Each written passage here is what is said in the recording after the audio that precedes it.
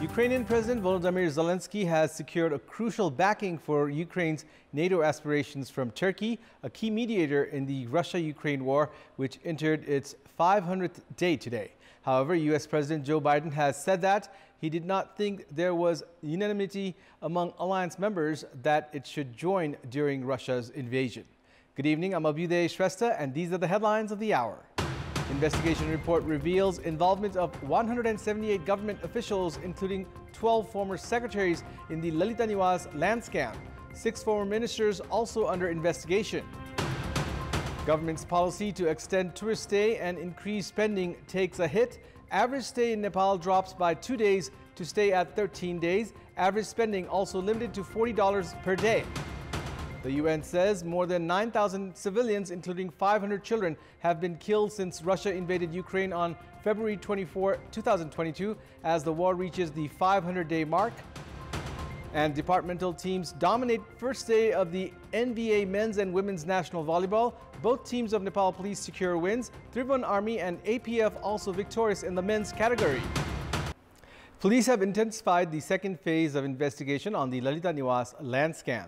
The investigation by the Central Investigation Bureau, CIB, of Nepal Police has revealed the involvement of 178 government officials, including 12 former secretaries and 17 joint secretaries in the scam since the past 30 years. The District Government Attorney Office on the previous occasion had returned the investigation report on the scam prepared by the police. Police have already arrested 8 government officials and managing director of the Bhatpatini supermarket chain, Meenbahadur Gurung.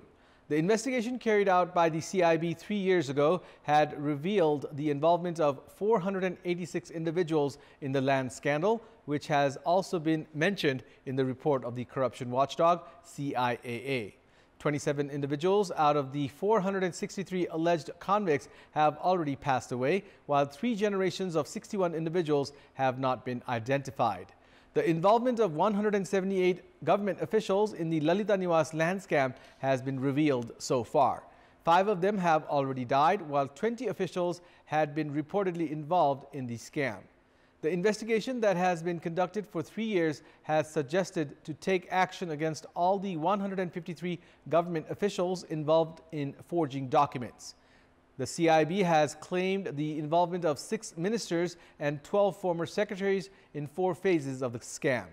One of the accused, former Minister for Land Management, Prabhu Narayan Chaudhary, has already died. Meanwhile, former Minister for Fiscal Infrastructure, Bijay Kumar Gachadar, Dambar Bahadur Shrestha, State Minister for Fiscal Infrastructure Sanjay Kumar Shah, and former Minister for Education Dinanath Sharma have also been dragged into the controversy. Likewise, Secretaries Chabiraj Panta, Shankar Prasad Subedi, Yuvraj Bhushal, Rabindraman Joshi, and Narayan Gopal Malego have been alleged of their involvement in the land scam. The report submitted to the Ministry of Home Affairs suggests to carry out investigation on former Chief Secretary Leelamani Podel as well. Furthermore, former Prime Ministers Madhav Kumar Nepal and Baburam Bhattarai have also been dragged into the controversy. 17 joint secretaries working under various ministries and departments of the government were involved in the scam. The police, gaining strong support from the government this time, have arrested a number of alleged convicts and have been allowed to detain them, while they have filed a case of organized crime and have been continuing with the investigation. The Parliament has remained obstructed since Tuesday due to Prime Minister Pushpakamal Dahal's controversial remarks.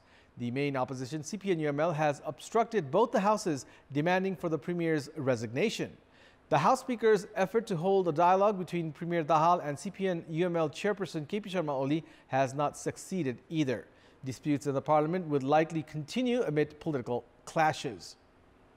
Lawmakers of CPN-UML have obstructed the Parliament, saying that Premier Dahal had lost moral grounds to remain in the top executive post of the country after his controversial remarks concerning Sardar Pritam Singh's occasional visit to Delhi to make him the Prime Minister. The Premier has agreed to issue a clarification concerning his remarks. However, the main opposition has remained firm on its stance that Prime Minister Dahal must resign from his post. Meanwhile, House Speaker Devraj Ghimire has been making efforts to hold a dialogue between the Premier and CPN-UML Chair Oli. The Speaker has been holding separate talks with both the sides. However, CPN-UML has not hinted towards reaching a consensus with Prime Minister Dahal. The ruling coalition has concluded that the Premier must furnish a clarification. However, they say he is not required to resign from his post. On top of that, the notice issued by the Prime Minister's Secretariat citing the opposition has been trying to obstruct the endorsement of laws related to the issue of loan sharks and taking action against those involved in corruption has also agitated the opposition. CPN-UML views that it can dissolve the current government if voices against Dahal within Nepali Congress gets stronger. Meanwhile, CPN Maoist Center says that not only the ruling alliance but the opposition parties must also make efforts to resume the parliament proceedings. At a time when the ruling alliance has been defending the Premier's remarks, various leaders of CPN Unified Socialist have become dissatisfied. Speculations are rife regarding whether the government will choose the path of ordinance, leaving the parliament obstructed for a long time. It's time now for our segment Public Pulse, where you text us with your opinion. Public Pulse. But before that, let's take a look at the results from yesterday's poll. Yesterday, we had asked you, why has the government program under poverty alleviation not been effective? 35% voted for A, no identity of the poor, 47% voted for B, lack of good governance, and 18% voted for C, dwindling entrepreneurship skill. And here's today's question. What's your say on the trend of obstructing the parliament to fulfill demands? Your options are A, political bargaining, B, pressurizing the government, and C, parliamentary exercise. The voting is on. Type NEWS, select your option A, B, or C, and send it to 34001 to share your opinion with us. The government has prioritized the tourism sector as it has a target of increasing the contribution of the sector in the gross domestic product to 10%. Policies have been introduced to increase tourist arrivals and also to increase their spending during their stay in Nepal.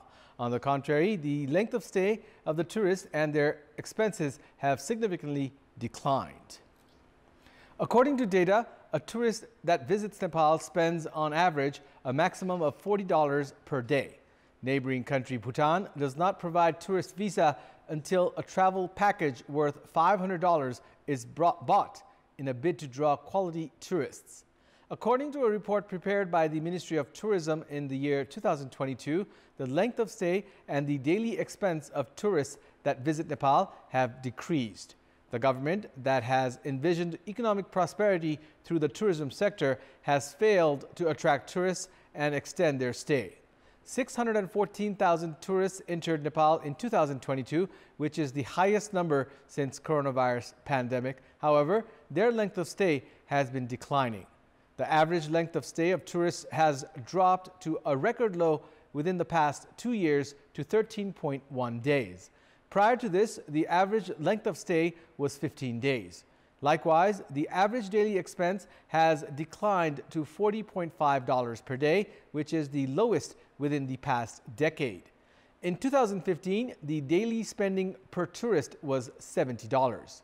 The private sector has invested more than 2 trillion rupees in Nepal's tourism sector, while government investment is much higher. However, those working in the sector have not been able to reap benefits amid failure to ensure regular flow of tourists. This has led to the trend of skilled human resource seeking employment opportunities abroad. The government earned revenue of 32.45 billion rupees with the arrival of 614,000 tourists last year. The government revenue through the tourism sector in the year 2021 was 7.27 billion rupees. The contribution of the tourism sector to the gross domestic product GDP is 1.98%. In our Public Voice segment today, we have asked people in several provinces regarding ways to extend the length of stay of tourists in Nepal. Let's take a look at what they had to say. Public Voice. यहाँको heritage साइटहरुलाई अझै फस्टाउनु पर्यो, सरसफाइमा ध्यान दिनु पर्यो। पर्यटक मार्फत नै पर्यटन प्रवर्धन गर्ने वातावरण मिलाउनु पर्यो। राम्रो आतिथ्यता हस्पिटालिटी पुर्याउन सकियो भने पर्यटकलाई केही न केही रूपमा बढी लम्ब्याउन सकिन्छ। संसार छ अनि अरु नेचुरल पर्यटकीय स्थानहरु पनि छन्। तिनको पहिचान गरेर सबैभन्दा सुरुमा तिनलाई डेभलप गर्नु पर्यो। फ्रीमा बोलाएर 6 महिना 1 वर्ष 2 वर्ष अनअराइभल भिसा पनि लामो समयको दियो भने बल्ल उनीहरू आएर बस्न सक्ने अवस्था हुन्छ। पर्यटनसँग सम्बन्धित सङ्घ संस्थाहरूले पनि प्रचार प्रसार गरी पर्यटकभित्र आउन सकिन्छ। होटललाई व्यवस्थित र टुर गाइडको समुचित व्यवस्था गर्नुपर्दछ। नेपालीहरू चाहिँ इमानदार छन् भन्ने उनीहरूको मनमा यो कुराहरूलाई राख्न सक्नुपर्ने हुन्छ। पर्यटक स्थलहरूको प्रचार प्रसार हुनु पर्यो। सहज र सस्तो र जति राम्रो सरसुविधा भयो पर्यटकहरू त्यति बढ्ने।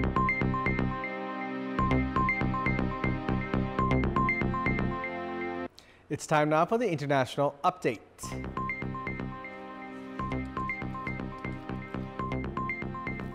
The United Nations has said more than 9,000 civilians, including 500 children, have been killed since Russia invaded Ukraine on February 24, 2022, condemning the cost of civilians as the war in Ukraine reached the 500-day mark today. Families of prisoners of war. The UN's Human Rights Monitoring Mission in Ukraine said in a statement that it deplored the horrendous civilian cost of the war in Ukraine and was able to confirm that 9,000 civilians had been killed so far in the conflict. The mission warned that the actual toll is likely to be far higher than the number of officially confirmed deaths. Ukrainian President Volodymyr Zelensky today visited Snake Island, a rocky outcrop on the Black Sea, to mark 500 days since Russia's invasion. The U.S. announced yesterday that it would provide Ukrainian forces with cluster munitions, which human rights groups have slammed because of the dangers posed to civilians by the use of such weapons. Sports news. Nepal Police Club has started the 7th NBA Prime Minister Cup Women's and Men's National Volleyball Club League with a win in both the women and men's category. In the tournament that kicked off at the covered hall at the premises of the National Sports Council in Tripurashar this morning, the women team of Nepal Police Club registered a comfortable victory over Gandaki Province, winning the match in straight sets 25-10, 25-10, 25-11. Nepal Police Club, Tribhuvan Army Club, Hung Gaji New Diamond Sports Club, Nepal APF, Gandaki and Everest Volleyball Technical Center are participating in the Women's Championship. Likewise, in the men's category, Help Nepal Sports Club, Tribhuvan Army Club, Nepal APF Club, Nepal Police Club, Gandaki Province, Dawa Li Milan Club and Sailung Bagdhunga Sports Club are participating in the championship. Likewise, in the men's category of the NBA National Volleyball Tournament, Nepal Police Club defeated Gandaki Province in an exciting 5-setter. In the match played in Tripurashar today, Nepal Police took care of Gandaki Province 25-21, 25-16, 13-25, 24-26, 15-10. Gandaki Province was behind 19-24 in the fourth set, but saved 5 match points to win it 26-24 and tied the match at 2 sets all. However, in the fifth and deciding set, Nepal Police Club won 15-10 to secure victory.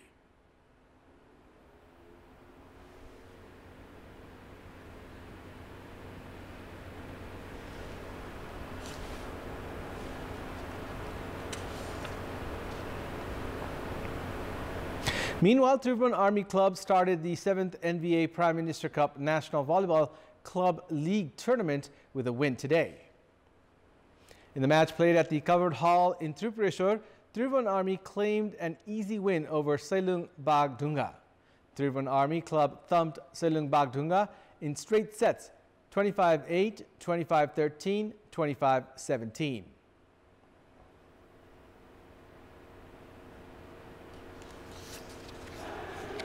लगातार defence त्यहाँ र यसपटक पनि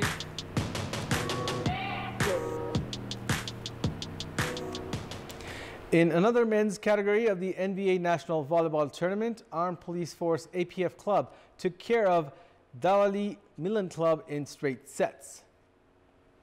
In the match played at the covered hall at the premises of the National Sports Council in Tripurashar today, APF Club defeated Dawali Milan Club 25-21, 25-13, 25-23 to secure 3 points.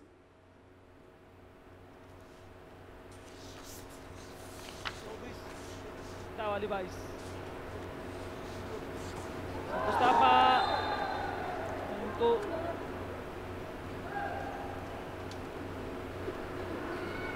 That's all for the moment. Thank you for watching. Good night.